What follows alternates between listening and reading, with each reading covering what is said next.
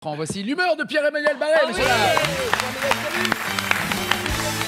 Salut tout le monde, calmez-vous tous, j'ai une devinette. Qu'est-ce qui pue, qui est tout marron et qu'on trouve souvent à côté d'un chien sur les trottoirs parisiens? Des crottes. Un clochard! Bim! 1-0 pour Humour, t'as vu, parce que je t'ai enduit avec de l'erreur parce que tu croyais que c'était un caca, mais en fait non. Bam! Baiser! Hein? Assez rigolé, je suis pas là pour vous divertir avec mes plaisanteries printanières. C'est l'heure de ma revue de presse et cette semaine on va parler sodomie. Jingle. La sodomie c'est vraiment très très bien. Après on n'a plus besoin de mettre de sac à dos pour transporter ses affaires, il suffit de le mettre à l'intérieur de son anus, c'est fini les problèmes de scoliose.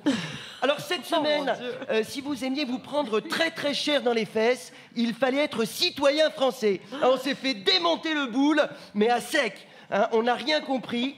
C'est simple, ce matin, quand je suis arrivé à la radio, j'étais tellement dilaté, je ne me suis pas assis sur le fauteuil, je me suis assis autour du fauteuil.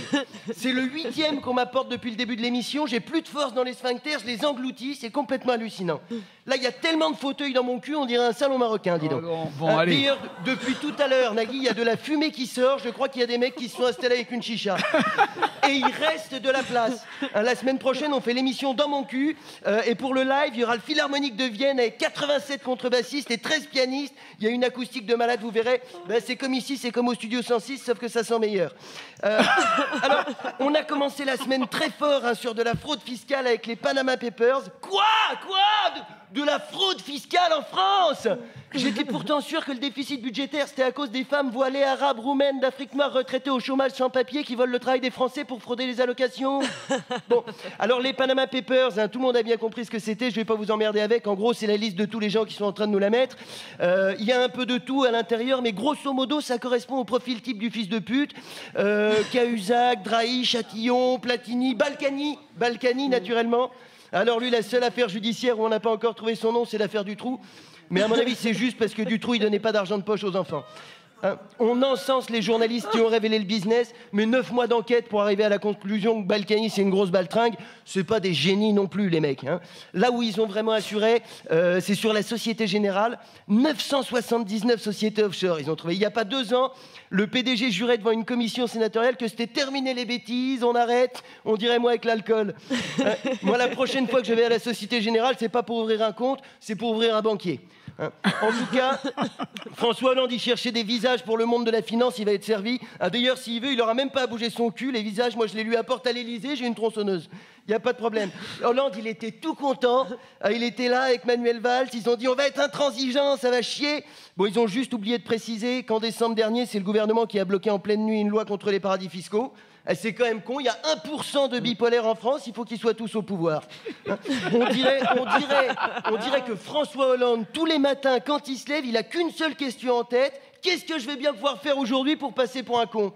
Hein, juste quelques chiffres, hein, que tout le monde se rende bien compte, comment c'est l'Eurotunnel dans nos slips. L'évasion fiscale, c'est presque 7% du PIB. Alors si tout le monde payait ses impôts, on aurait un déficit budgétaire à 0. Et en plus, on pourrait rendre 80% de leur impôt sur le revenu aux Français. Alors si vous sentez quelque chose qui vous chatouille au niveau des molaires, vous retournez pas, hein, c'est la bite du social-libéralisme. Oh alors moi, après l'affaire, naïvement, je pensais que j'aurais le temps de cicatriser. Bim! Emmanuel Macron qui monte son mouvement politique. Ni de droite, ni de gauche, au milieu, pile dans le cul. Hein, ça n'a pas duré bien longtemps. 10 heures après, Mediapart sortait que le siège social, c'était le domicile privé du directeur d'un des principaux clubs patronaux. Hein, son slogan à Macron, c'est « Et si on remettait la France en marche, qu'est-ce qu'il attend pour le faire? D'être au gouvernement ?» On ne sait pas. Hein. D'ailleurs, le mouvement s'appelle En Marche. Eh ben, vas-y, Emmanuel, hein, pars devant, marche, tu marches très loin. Et au bout d'un moment, tu vas voir, tu arrives sur une plage, tu t'arrêtes pas, tu continues, tu marches dans l'eau, et quand tu as 20 cm de flotte au-dessus de la gueule, tu bouges plus, t'es arrivé. Tu restes là pendant 30 minutes. Hein, pour la première fois depuis que tu es ministre, tu pourras te vanter d'avoir donné à bouffer à des gens. Hein, d'accord, c'est des poissons, mais c'est un bon début. Hein, voilà. Alors moi, je vais devoir vous laisser parce que je sens que je suis en train d'engloutir le 9e fauteuil de la journée. La semaine prochaine, on parlera du voile islamique, hein, puisque visiblement, il n'y a que ça qui intéresse les gens. Et je vous expliquerai comment faire un nœud coulant à politicien avec un foulard. Soyez attentifs, ça pourrait servir dans pas très longtemps. Merci de m'avoir écouté. France Inter, Nagui, la bande originale. Est-ce que vous savez quelle maladie ils attrapent les chats quand ils s'embrassent? Les chiens? La minonucléose. Ah, c'est tellement mignon. Allez, assez rigolé, c'est l'heure de ma revue de presse. Aujourd'hui, on va parler multirécidiviste. Jingle. Sarkozy, c'est très très bien. D'accord, c'est vrai, il a fait des bêtises, mais après il a changé. Mais malheureusement, après il a rechangé encore. Il est redevenu comme avant, donc au final, autant pour moi, c'est une grosse baltringue. La France avec Sarkozy, c'est comme une pizza avec du caca, c'est mieux sans. L'affaire Takedine, l'affaire Buisson, l'affaire du Fouquet's, l'affaire Bongo, l'affaire Wörth, l'affaire Kadhafi, l'affaire Bismuth, l'affaire Clearstream, l'affaire Bristol, l'affaire Tapi, l'affaire Bettencourt, l'affaire Big Malion, l'affaire Karachi. D'ailleurs, c'est de là que vient la célèbre expression « c'est pas tes affaires ». C'est normal, c'est celle de Sarkozy. Alors, on n'en a pas trop parlé aux 20h de TF1 parce que Nico est assez pote avec Bouygues. Mais hier, Mediapart a révélé l'existence d'un carnet appartenant à l'ancien ministre du pétrole libyen dans lequel il détaille des versements de 6,5 millions d'euros à Sarkozy. Alors, on aurait bien aimé une petite interview du type, mais malheureusement, on a retrouvé son corps dans le Danube en 2012. Le pauvre homme s'est noyé le lendemain de la parution dans Mediapart aussi d'un document officiel libyen évoquant un financement de 50 millions d'euros pour la campagne de Sarkozy en 2007. Putain, il a vraiment de la chance, Sarkozy. Il devrait jouer au loto. Ah bah non, pas besoin, il a déjà gagné 50 millions. Non, au final, on ne sait pas vraiment combien il a touché des Libyens, mais à mon avis, Kadhafi a moins dépensé pour la campagne de Sarkozy que ce que le procureur dépense en timbre pour lui envoyer ses convocations au tribunal. On dirait que tous les matins, Sarkozy il se regarde dans la glace en se disant « Tiens, qu'est-ce que je pourrais bien faire aujourd'hui pour étoffer mon casier judiciaire ?» S'il y avait une justice, il serait tellement condamné qu'on devrait le cloner autant de fois qu'il a de dossiers, l'emprisonner avec ses 3000 petits clones et les laisser s'enculer sous les douches pendant 200 ans. Alors après, c'est normal qu'il se soit si bien entendu avec Kadhafi. Nicolas, il sait accueillir les dictateurs. Ben Ali, Bongo, Al-Assad, même un juge de la Cour pénale internationale, il reçoit pas autant de fils de pute dans son bureau. Sarkozy, c'est son kiff, les dictateurs. À mon avis, il demande à Carla de se dessiner une petite moustache sous le nez avant de le sucer. Bon, alors, le portrait du mec est déjà bien dressé. On se dit qu'avec toutes ces casseroles, il doit se cacher quelque part dans le maquis en mangeant des racines pour échapper aux forces de l'ordre. Eh ben pas du tout.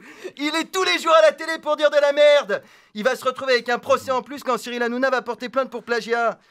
Et non seulement il n'est pas en cavale, mais en plus, depuis un mois, Nicolas envisage calmement de se représenter en 2017. Alors évidemment, ses propositions sont magiques. Il veut passer la retraite à 64 ans, rendre le service militaire obligatoire pour les jeunes chômeurs, supprimer le regroupement familial et redonner à la France le goût du travail parce qu'il en a marre de l'assistanat. Et il s'y connaît en assistanat. Je vous rappelle qu'il est accusé d'avoir triché sur ses comptes de campagne en 2012 et qu'ensuite il a demandé à tous les militants de lui donner de l'argent pour rembourser à sa place. En assisté, le mec se pose là. Même un Rome, quand il veut te gratter une pièce, il a la décence de jouer un morceau d'accordéon. La semaine dernière, il était à Calais, il a dit « Si je suis président, la jungle sera démantelée avant la fin de l'été. » Mais c'est toi qu'on devrait démanteler, mec. Si tu voulais faire un truc, t'avais 5 ans pour le faire. La jungle existe depuis 2002, il le sait très bien, c'est lui qui l'a ouverte en fermant Sangatte. Mais combien de temps il va prendre les gens pour des cons ? Excusez-moi, il m'énerve, c'est quand même tellement le symbole de l'échec de la civilisation. Moi, quand je meurs, enterrez-moi 60 mètres sous terre avec une peau de bête. Je veux pas que les archéologues du futur croient que je traînais avec vous. Merci. La bande originale, Nagui, sur France Inter. C'est la rentrée, calmez-vous, j'ai déjà une blague. Est-ce que vous savez ce qui fait un chat en fin de droit ? Il touche le RSA. Ah, boum. Putain, 1-0 pour l'humour. Ça va être une saison de ouf. Je suis déjà au top. Et pourtant, ça me faisait chier de revenir bosser. On était bien là à la plage. Là. Putain, pourquoi est-ce qu'on est rentré, sérieusement ? Et tous les ans, on va pendant 2 mois dans un endroit super. Dès qu'on commence à être bien, paf, on retourne dans un endroit pourri. C'est comme si je couche avec Leïla et juste quand ça vient, je dois finir dans Daniel. Oh non, Si, en tout cas, vous avez bonne mine. Vous avez bonne mine, vous êtes tout bronzé, on dirait plein de petits Nagui. C'est pratique, ça fait des remplaçants. Dis donc, vu comment c'est chaud pour les Arabes en ce moment, c'est pas mal d'en avoir 2-3 de rechange dans le placard de Mathieu Gallet au cas où il arrive une couille à Nagui. Non, sérieusement, ça ne rigole pas avec les Arabes. À la plage, on les fout à poil, au resto, on refuse de les servir, et à la télé, le seul taf qu'on leur propose, c'est animer N'oubliez pas les paroles. C'est de l'acharnement. Faut pas s'étonner s'il y a de plus en plus de Maghrébins qui passent l'été chez Daesh plutôt que chez Pierre et Vacances. En France, un Arabe, c'est plus une origine, c'est un handicap. D'ailleurs, Arabes et Mongoliens, c'est devenu pareil. Hein, on les regarde bizarre dans la rue, ils ont du mal à trouver du travail et tout le monde a peur quand ils conduisent un camion. En fait, la seule différence entre les Arabes et les Mongoliens, c'est que les Mongoliens sont très bien représentés à l'Assemblée nationale. Si ça continue, il va y avoir des places de stationnement réservées aux Arabes. Le macaron, ce sera pas un petit bonhomme sur une chaise roulante, ce sera un petit bonhomme sur un chameau. Et même s'ils se garent bien sur leur place spéciale arabe, il y aura toujours un flic pour leur dire hop hop hop, elle est vraiment à vous la bagnole? Ah pardon, j'avais pas vu que c'était une 504 avec 6 sièges bébés et des sacs tati sur le toit. Au revoir monsieur, au revoir mesdames. Et puis alors si t'es arabe et musulman, alors là, c'est vraiment la merde. T'as encore le droit de te mettre à genoux 5 fois par jour, mais c'est pas pour prier, c'est juste pour te faire enculer par Manuel Valls, dis donc. Il y a plus de respect. À la tête de la fondation de l'islam de France, ils ont nommé Jean-Pierre Chevènement. Chevènement, putain. Et le seul point commun qu'il a avec l'islam, c'est qu'il est né la même année que Mahomet. Le message est clair. Le message est clair. On veut bien des Arabes et des musulmans en France, mais à condition qu'ils deviennent blancs et chrétiens. Les premières mesures de Jean-Pierre entrent en vigueur dès septembre. Les musulmans devront désormais prier en direction du ministère de l'Intérieur, faire leurs ablutions avec du vin rouge, et pour fêter l'Aïd, faudra sucer un cochon. En gage de bonne volonté, Manuel Valls effectuera lui-même les circoncisions. Avec une tronçonneuse et du prépuce à la carotide. Non, soyons réalistes, Nagui. Avec toutes les conneries qu'il a sorties cet été, la seule décision intelligente qu'il peut prendre Valls, c'est imiter Macron et se casser. Vous avez vu l'autre hier, magique. J'ai présenté ma démission au président de la République. T'as vu ton bilan? C'est pas une démission qu'il faut présenter, mec, c'est des excuses. Non, et pas à Hollande, aux Français. En 2 ans à l'économie, il a remis en question les 35 heures, restreint l'accès au prud'homme et il s'est foutu de la gueule des ouvriers qui portent pas de costard. La dernière fois qu'il s'est passé un truc aussi pourri à Bercy, c'était un concert des Enfoirés. Le seul truc intelligent qu'il a fait Macron, c'est appeler son mouvement En Marche. Il lui reste plus qu'à faire le tour de France à pied avec une cagoule en cuir, un collier clouté et demander à 66 millions de personnes de le punir pour tout ce qu'il a fait. Et si ça tombe le jour de l'Aïd, c'est lui qui suce le cochon. Merci de m'avoir écouté. La bande originale, Nagui, sur France Inter. Voici Pierre-Emmanuel Barré. Attendez, j'ai une blague. Qu'est-ce que c'est un chat qui fait Toyo? Un japonais. C'est un chamouraï. Pas loin. C'était pas loin. Profitez-en bien. C'est la dernière blague que vous entendrez. Oh non. C'est la guerre, Nagui, c'est la guerre. Tout est fini, on va tous crever. La Corée du Nord vient de lancer 4 missiles pour s'entraîner à frapper les bases militaires américaines. Alors, moi je m'en fous, j'aime pas les Américains, ils sont gros, rouges et cons, on dirait plein de Gérard Larcher. Mais malheureusement, si tous les Américains meurent, la Terre sera 3 fois moins lourde et elle va se mettre à tourner 3 fois plus vite. Pour éviter d'être tous éjectés dans l'espace, il faudra envoyer Gérard Larcher au Texas pour faire contrepoids. Et s'il part, le Buffalo Grill qui est devant le Sénat va faire faillite, ma femme qui est serveuse là-bas va revenir passer toutes ses journées à la maison et on pourra plus baiser tous les deux tranquilles, Nagui. Je suis meurtri, je suis dégoûté, moi qui aimais tant enlever un à un ces petits grains de couscous coincés dans mon urètre. Et puis après ça va être l'escalade. Les Américains vont tirer sur les Coréens, les Chinois vont tirer sur les Américains, les Anglais vont tirer sur les Chinois, les Russes vont tirer sur les Anglais et les Français vont tirer à pile ou face pour savoir avec qui collaborer. Tout va être détruit, plus de moyens de communication, plus d'électricité, plus de services publics, des rescapés incapables de s'exprimer qui errent dans les ruines. Imaginez le monde, c'est Charleville-Mézières. Et c'est pas fini. C'est pas fini. Avec les retombées nucléaires, les survivants vont muter, ils vont devenir difformes, tout petits, avec des nez gigantesques.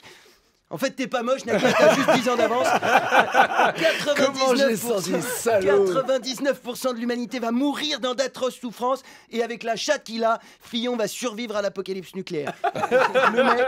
Le mec, il est passé à travers l'affaire Pénélope. Je suis sûr qu'il ressortirait du nuage atomique en faisant maintenant j'ai 12 bits. Je vais pouvoir vous enculer encore plus fort qu'avant.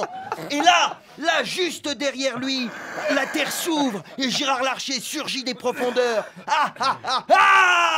J'ai été maire pendant 28 ans, sénateur pendant 29 ans. J'ai survécu à 57 ans d'emploi fictif aux frais du contribuable. La dernière fois que j'ai été utile, c'est quand j'ai fait perdre 80 kilos à ma mère en naissant. Et là, juste au moment où la droite va prendre le pouvoir sur ce monde post-apocalyptique, Emmanuel Macron surgit des ruines. Et là, juste au moment où la droite va prendre le pouvoir sur ce monde post-apocalyptique, Benoît Hamon surgit des ruines. Et là, juste au moment où la droite va prendre le pouvoir sur ce monde post-apocalyptique, il y a un petit Nagui qui surgit des ruines. Excusez-moi de vous interrompre, mais tout à l'heure, il y a quelqu'un qui parlait de 12 bits. Si ça tient toujours, on est chaud. Hein. Alors, Mais dis donc. pour éviter... Mais tu vas te calmer, Pour toi. éviter l'extinction... Une vanne, ça va. Deux, non. Pour éviter, Nagui, l'extinction de l'espèce humaine et son remplacement par des fils de pute mutants et des mini-animateurs télé-nymphomanes, il est temps d'agir. Il est temps d'agir. La place dans les abris anti-atomiques étant limitée, on ne peut pas sauver tout le monde. Hein, il faut donc... C'était Nagui qui me frappe. On note pour mon licenciement. La place dans les abris anti-atomiques étant limitée, on ne peut pas sauver tout le monde. Il faut donc sélectionner les futurs survivants selon leur utilité. Je propose donc de laisser crever hors de l'abri. Les candidats à la présidentielle, Pierre Gattaz, les gens qui sont tristes que les candidats à la présidentielle et Pierre Gattaz ne soient pas dans l'abri, les gens qui pensent que c'était mieux avant, les gens qui croient que ce sera mieux après, les gens qui ont qu'un prénom comme nom parce qu'ils sont très dangereux, Jennifer, Arthur, Raël, les gens qui ont 2 prénoms comme nom parce qu'ils sont encore plus dangereux, Guy Georges, Patrick Henry, Patrick Sébastien, les gens qui disent il y a que la vérité qui blesse, les gens qui appellent la police parce qu'on leur a étalé du caca dans l'œil quand ils ont dit il y a que la vérité qui blesse, les policiers qui viennent pas quand on les appelle avec du caca dans l'œil parce qu'ils sont en train d'essuyer celui qui a sur leur matraque, les gens qui ont des problèmes de digestion parce qu'ils confondent Michel et Augustin avec Jackie et Michel, les gros qui bloquent l'escalator alors qu'ils feraient mieux de bouger leur gros cul de gros dans l'escalier, Gérard Larcher, les vieux fachos, Jean-Pierre Pernaut, hein, les gens qui regardent le JT de Jean-Pierre Pernaut, les gens qui regardent le JT de Jean-Pierre Pernaut, c'est des cons tout en regardant celui de David Pujadas, Jean-Louis Borloo, le coiffeur de Jean-Louis Borloo et David Pujadas, Jean-Louis David, les gens qui rient trop fort, Christine Boutin, la vache qui rit, les gens dont le prénom est aussi un fruit, les gens hautains, Clémentine Autain, et surtout les gens qui font des listes très longues pour toucher des droits d'auteur. Merci. Bien, Emmanuel Barré. Nagui sur France Inter. T'as même eu droit à 2 jingles en même temps. C'est pour te dire la folie du spectacle. Est-ce que vous savez pourquoi ça s'appelle le Parti Socialiste ? Parce que le dernier socialiste, il est parti. Attendez, qu'est-ce qu'on rigole avec vos impôts là. Attends, j'en ai une autre. Est-ce que vous savez pourquoi ils s'appellent les Républicains, les autres ? Moi non plus. Personne ne sait. Non mais c'est probablement parce que les fils de pute qui continuent à mettre Balkany et Sarkozy sur des affiches électorales alors qu'ils devraient être sur des avis de recherche, c'était trop long pour tenir sur un seul bulletin de vote. Hein. Allez, assez rigolé, place à l'actu. C'est l'heure de ma revue de presse et aujourd'hui on va parler échec scolaire et délinquance. Jingle. La police c'est très très bien. C'est des messieurs habillés en bleu qui manifestent parce qu'ils ont pas assez de matériel. Mais c'est leur faute aussi. S'ils avaient pas tout vidé leur lacrymo sur les étudiants de nuit debout, ils en auraient encore pour se protéger contre les vrais méchants. Alors, vous le savez, hein, depuis lundi, les policiers sont très fâchés, Nagui. Ouais, j'ai vu. Ils manifestent toutes les nuits en cagoule avec leurs menottes et leurs grosses matraques. On dirait une flash mob organisée par la fistinière. Hein. On manque de matériel. Qu'est-ce qu'ils vous font, les mecs? Du lubrifiant et des pinces à tétons, hein. On sait pas vraiment ce qu'ils veulent, les flics. On sait pas vraiment ce qu'ils veulent parce qu'ils manifestent sans banderole. Hein, j'imagine qu'ils avaient peur de faire des fautes. Pas le droit. Ils sont tellement en colère, les policiers. D'après un sondage, ils sont 57% à vouloir voter pour le Front National.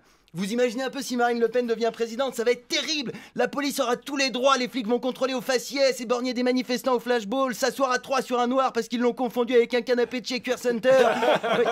Non. Ouais, non, en fait, ça changera rien. Hein. Bref, vous l'aurez compris, hein, les policiers, c'est comme le sperme dans le jus d'orange.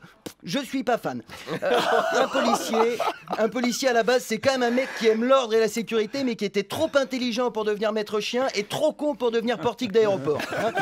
En fait, si les flics patrouillent toujours par 3, c'est pour atteindre 150 de QI. Hein. Et d'ailleurs, c'est aussi pour ça que les CRS se déplacent en autocar entier. Qu'on soit bien clair, rien de tout ça ne justifie de se réunir à 50 trous du cul pour jeter des cocktails Molotov sur une voiture avec 4 policiers dedans. Hein, moi, je leur en veux beaucoup aux mecs qui ont fait ça. Ils m'ont obligé à avoir de la compassion pour des flics, putain. Hein, je me suis mis à plaindre des policiers. Je m'étais pas senti aussi violé depuis ce soir de novembre 1992 où je me suis fait violer. Hein. Et puis sérieusement, c'est complètement con de balancer un cocktail à un policier. Hein, il va le boire. C'est comme lancer un adolescent à Morandini. Il va... Non. Alors, si jamais vous écoutez France Inter à Viry-Châtillon, je vous le dis, ne perdez pas de temps à agresser les gardiens de la paix. Ça n'est pas eux l'ennemi, ils sont comme vous, les flics. Ils sont énervés parce qu'ils ont une vie de merde, aucune perspective de carrière et que personne ne les respecte. Soyons francs, un flic de Viry-Châtillon, c'est juste une caïra de Viry-Châtillon qui a arrêté ses études trop tôt. Vous êtes pareil, les mecs, ça ne sert à rien de se mettre sur la gueule. Au lieu de cramer la kangou des flics du coin, vous montez à l'arrière et allez tous ensemble à Paris vous en prendre aux vrais fils de pute. Agresser utile, les mecs. Brûler malin, cramer futé. Ensemble, policiers et citoyens, donnons-nous la main et jetons des cocktails Molotov sur l'Assemblée nationale, le siège du MEDEF, les laboratoires pharmaceutiques, les banques d'affaires, le bonhomme Cétélène Publicis, les produits Monsanto, la tour de TF1, la Française des Jeux, Ronald McDonald, l'Amérique Béziers, Jean-François Copé. Et s'il vous reste un cocktail, allongez-vous dans l'herbe avec votre nouveau copain flic et sirotez-le en regardant brûler le capitalisme. Merci de m'avoir écouté. La bande originale, Nagui, sur France Inter. J'ai une blague. Qu'est-ce qui descend du ciel pour offrir un Noël plein de chaleur et de lumière aux enfants du Moyen-Orient? Les missiles de l'armée française. 1-0 pour l'humour. Allez, assez rigolé, c'est l'heure de ma revue de presse et aujourd'hui nous allons parler de rien, parce que ça m'emmerde. Je n'ai même pas fait de jingle, j'en ai plus rien à foutre, mais ne vous méprenez pas, je suis en pleine forme. C'est vraiment super de venir bosser pendant les vacances de Noël. J'adore travailler quand les gens sont en vacances, c'est ma passion. La dernière fois que j'étais aussi content, c'est la semaine où j'ai perdu en même temps ma virginité et mon grand-père qui est allé en prison.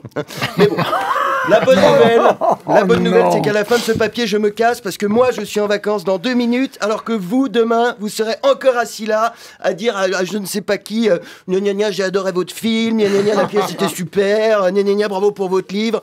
Parfois, je me demande si on n'attirerait pas plus d'auditeurs si on suçait directement l'invité. Allez Raphaël, déshabillez-vous, Daniel enlève ton dentier, on lance un nouveau concept d'émission promo, ça va s'appeler Sans les mains. Nagui, tu peux rentrer chez toi, c'est Morandini qui reprend le créneau. Les premiers invités, c'est les Kids United. Moi de toute façon je me casse, dans 1 heure je serai déjà loin, j'ai pris mon sac à dos, je l'ai rempli avec du lubrifiant, du GHB, du Viagra, je pars aux Philippines, je rentre pas avant d'avoir chopé une maladie inconnue des médecins occidentaux. Mais rassurez-vous, je reviens bosser dès que mon pénis se détache du pubis. Non vraiment.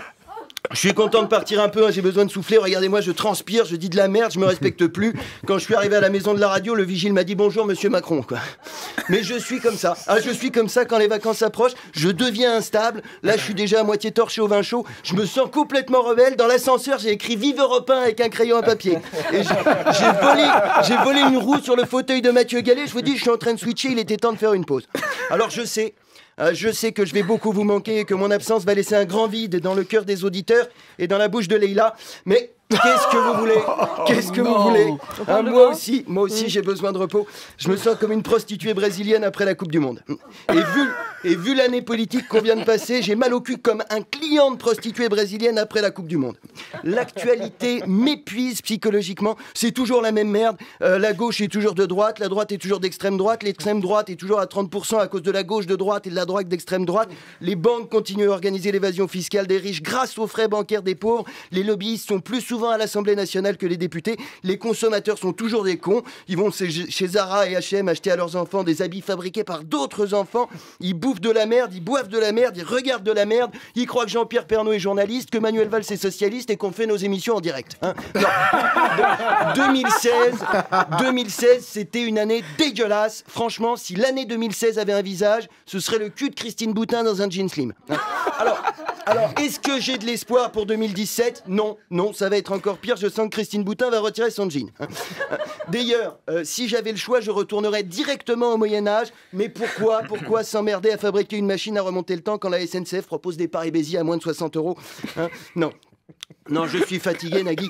Je suis pas sûr de revenir en janvier. Je pense que je vais quitter le métier et reprendre mes études de sage-femme. Ah, bah voilà, c'est bon, vous aimez donner la vie. Non, j'aime les vagins dilatés et les femmes qui crient. Allez, bonne fête de fin d'année à tous et surtout, restez vous-même, sauf si vous êtes François Fillon, bien sûr. Merci de m'avoir écouté. Bravo. France Inter, la bande originale avec Nagui. Salut Nagui, salut tout le monde.